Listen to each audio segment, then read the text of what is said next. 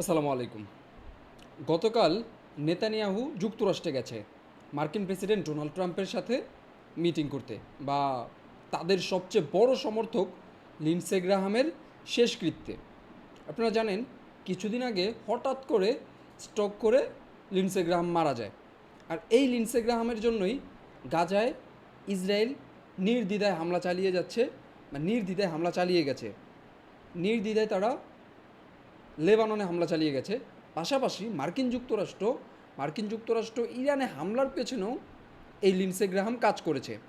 Lindsey Graham ট্রাম্পকে মোটামুটি পাগল করে ফেলেছে, যাতে লিন্ডসে গ্রাহাম মোটামুটি আমেরিকাকে পাগল করে ফেলেছে, ট্রাম্পকে পাগল করে ফেলেছে, যাতে যুক্তরাষ্ট্র ইরানের উপর একটা হামলা করে, যে কোনোভাবে একটা হামলা করে। আর তার আশা বা তার যেই চাওয়া ছিল, সেই চাওয়া সম্পূর্ণরূপে সফল হয়। তার চাওয়া সম্পূর্ণরূপে সফল হয়। কিন্তু দিন শেষে সে ইরানকে পরাস্ত করার আগেই সে জীবন থেকে পরাস্ত হয়ে গেল, বা তার তার জীবনই পরাস্ত হয়ে গেল, এমন একটা পরিস্থিতি আর কি। সে ইরান যুদ্ধ শেষ হওয়ার আগেই মোটামুটি পৃথিবী থেকে বিদায় নেয়। আর তার শেষকৃত্যে নেতানিয়াহু মার্কিন প্রেসিডেন্ট ডোনাল্ড ট্রাম্পের সাথে মাল্টিপল টাইম একদিনে প্রায় 3বার মিটিং করেছে, একদিনে প্রায় 3বার বৈঠক করেছে তার শেষকৃত্যে গিয়ে। আর এই অবস্থায় মার্কিন প্রেসিডেন্ট ডোনাল্ড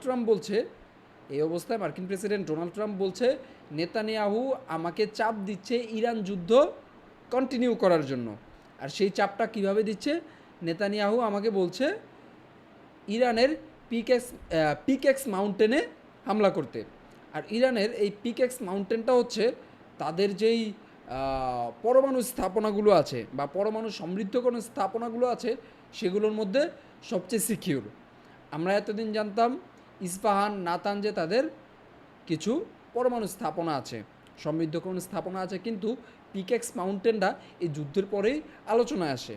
বলা হচ্ছে এই পিকেক্স মাউন্টেন এত গভীরে, মাটির এত গভীরে, এখানে মার্কিন যুক্তরাষ্ট্রের বোমারু বিমানও, বা মার্কিন যুক্তরাষ্ট্রের যেই বাংকার ব্লাস্টার বোমাগুলো আছে, সেগুলো পৌঁছতে পারে না। আগেরগুলোতেও পৌঁছতে পারতো না, তাদের নাতানজের যেই পরমাণু স্থাপনা, সেখানেও পৌঁছতে পারতো না। কিন্তু এটাতে পৌঁছানো মোটামুটি অসম্ভব।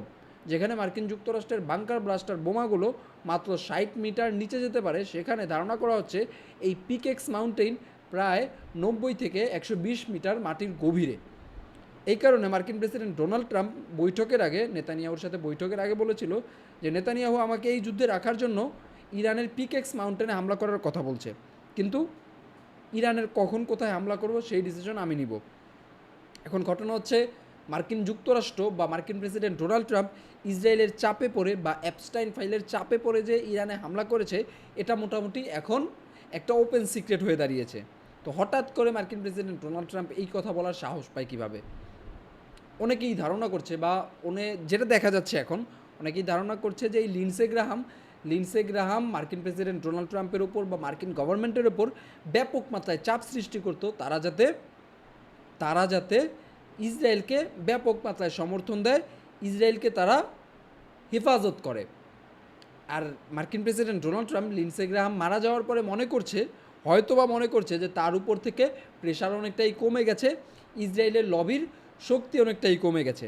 কিন্তু আপনারা জানবেন, মার্কিন প্রেসিডেন্ট ডোনাল্ড ট্রাম্পের জামাতা বা মেয়ের জামাই জ্যারেড কুশনারও কিন্তু ইহুদি, এবং সে আসলে ইসরায়েলের সেবা করে। অন্যদিকে স্টিভ উইটকফ তো আছেই। স্টিভ উইটকফ আর জ্যারেড কুশনার মার্কিন প্রেসিডেন্টের এখন সবচেয়ে ঘনিষ্ঠ ব্যক্তিদের মধ্যে অন্যতম, বা আপনি বলতে পারেন সবচেয়ে ঘনিষ্ঠ ব্যক্তি এই দুইজনই। মার্কিন প্রেসিডেন্টের রাজনৈতিক ক্যারিয়ারে এখন সবচেয়ে ঘনিষ্ঠ ব্যক্তি এই দুইজনই। আপনি ইলন মাস্ককেও ধরতে পারেন, বাট ইলন মাস্কের পার্সপেক্টিভ, ইলন মাস্কের স্বার্থ আর এই দুইজনের স্বার্থ ভিন্ন। কিন্তু লিন্ডসে গ্রাহাম মারা যাওয়ার পরে মার্কিন প্রেসিডেন্ট ডোনাল্ড ট্রাম্প কিছুটা খোলামেলা কথা বলছে, যেটা দেখা যাচ্ছে। কিন্তু নেতানিয়াহু মোটামুটি যুক্তরাষ্ট্র সফর করলেও তার যে আকাঙ্ক্ষা, তার যে ইচ্ছা যুক্তরাষ্ট্র ইরানে ব্যাপক মাত্রায় আরও বেশি হামলা চালাবে, বা ইরানের সাথে যুদ্ধ দীর্ঘায়িত করবে, সেটা মনে হচ্ছে মার্কিন প্রেসিডেন্ট ডোনাল্ড ট্রাম্প করতে চাইছে না। আর এটা করতে চাইছে না, সেটা দেখাই যাচ্ছে। আর অনেক আগে থেকেই মার্কিন যুক্তরাষ্ট্র এই যুদ্ধ থেকে বের হতে চাইছে তাদের স্বার্থের জন্য। পাশাপাশি মার্কিন প্রেসিডেন্ট ডোনাল্ড ট্রাম্পও নভেম্বরে তার যেই মধ্যবর্তী নির্বাচন আছে, এই মধ্যবর্তী নির্বাচনে নিজেকে হেফাজত করার জন্য, নিজের একটা শক্তিশালী অবস্থান ধরে রাখার জন্য এই যুদ্ধ থেকে বের হতে চাইছে। কিন্তু নেতানিয়াহু এই যুদ্ধ থেকে বের হতে দিচ্ছে না। Last Steve Witkoff, Jared Kushner নেতানিয়াহুকে বোঝানোর চেষ্টা করেছে বা ট্রাম্পের সাথেও আলোচনা করেছে, কিন্তু কোনো রেজাল্ট বের হয়নি। আর ইরানও চাইছে এই যুদ্ধ যাতে দীর্ঘায়িত হয় নভেম্বর অবধি অন্তত, কারণ অক্টোবরের দিকে হয়তোবা ইসরায়েলে নির্বাচন হতে পারে, পাশাপাশি নভেম্বরে মার্কিন যুক্তরাষ্ট্রে মধ্যবর্তী নির্বাচন। ইরানও চাইছে এই মধ্যবর্তী নির্বাচন অবধি যুদ্ধ দীর্ঘায়িত করতে। দেখা যাক আগামী দিনগুলোতে ইরান কতটুকু এই যুদ্ধ নিজেদের কন্ট্রোলে রাখতে পারে, পাশাপাশি মার্কিন যুক্তরাষ্ট্র কতটুকু ইরানকে চেপে ধরতে পারে।